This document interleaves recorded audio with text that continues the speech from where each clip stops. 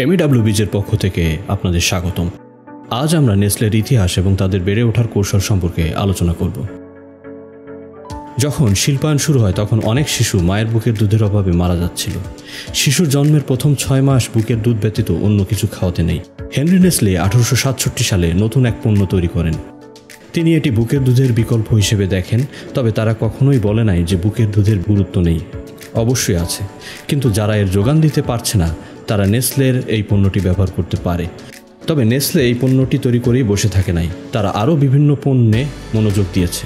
Nestle coffee, chocolate, noodles সহ নানা পণ্য তৈরি করে ও বিক্রয় করে। তাদের সে সময় বিভিন্ন প্রতিষ্ঠানের সাথে প্রতিযোগিতা করতে হচ্ছিল।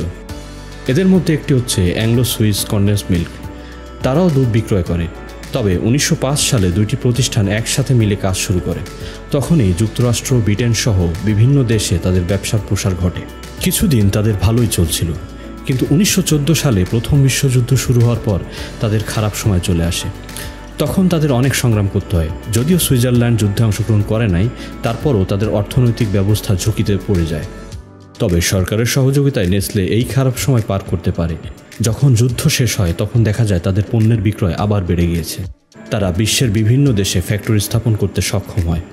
এমন অর্থনৈতিক মন্দার মধ্যে তারা কোলিয়েট, পিটার এবং কোলার সুইস চকলেট প্রতিষ্ঠান কিনে নেয়। তখন তারা চকলেট বানানো শুরু করে। আজ যে কিটক্যাট চকলেট বাচ্চা থেকে যুব সমাজ পছন্দ করে তা তাদের তৈরি করা চকলেট। নেসলে 1938 সালে নেসক্যাফে কফি নিয়ে আসে। তার পরের বছরই দ্বিতীয় বিশ্বযুদ্ধ শুরু হয়ে যায়। তখন তারা যুক্তরাষ্ট্রের সেনাদের কাছে কফি বিক্রয় করা শুরু করে, ফলে এটি বিশ্বের বিভিন্ন দেশে ছড়িয়ে পড়ে। প্রতিবারই দেখা যায় যুদ্ধের পর নেসলের লাভের পরিমাণ হু হু করে বেড়ে যাচ্ছে। তারা 1947 সালে ম্যাগি কোম্পানিকে কিনে নেয়। ম্যাগির মোড়কে যে তারা শুধু নুডলসই বিক্রি করে তা নয়, এর পাশাপাশি তারা স্যুপ, সস ইত্যাদি বিক্রয় করে।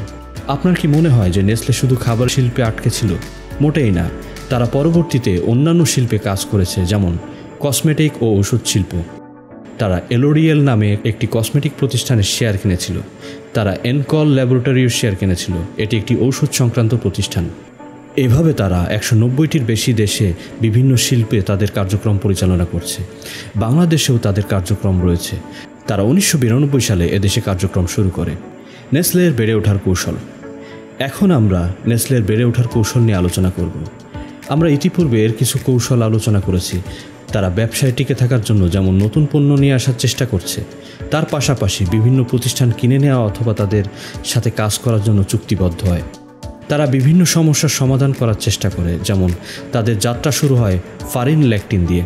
শিশু মৃত্যুর হার কমানোর জন্য এটি নিয়ে আসা হয়।